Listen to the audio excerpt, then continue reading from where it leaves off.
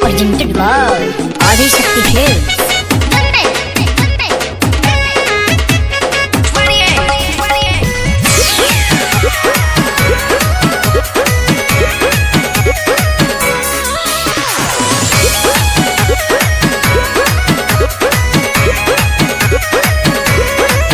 रउआ बाली बंगाल से ले आवे के बाद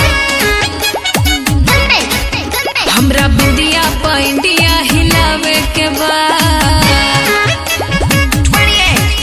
रउआ बाली बंगाल से ले आवे के बाद हमरा बिंदिया पैंडिया हिलावे के बाद रेट होके जवना के खूबे बढ़ चढ़ के हथवा के चूड़ी सैया चाही चंडीगढ़ के जदी लेके नहीं आई बता करब झगड़ा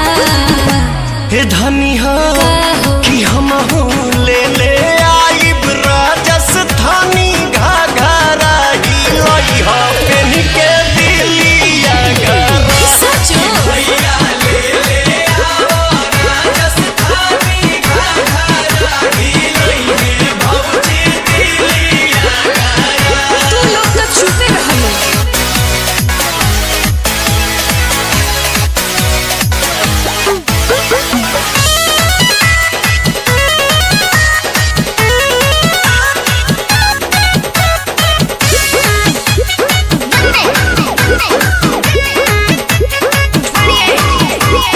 गजिया बात के गजरा चाही गजरा कानपुर के पैजनिया पटना के चाही चलूंगी दहिया तूर के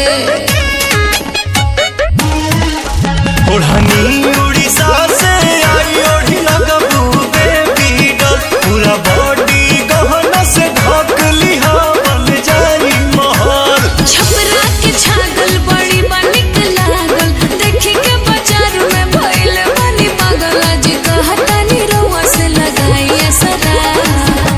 हे धनी हो का कि हम ले ले आइब राजस्थानी घाघरा हिलई हो पेन के दिलिया घरा कि भैया ले ले आओ राजस्थानी घाघरा हिलई हे भौजी दिलिया घरा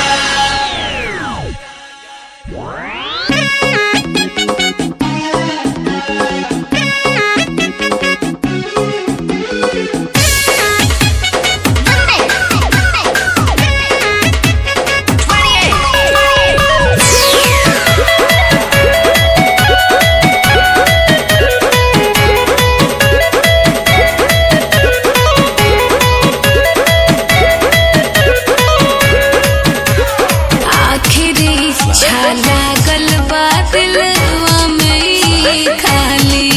हर सुनले बानी नामी होटे हरा के उठला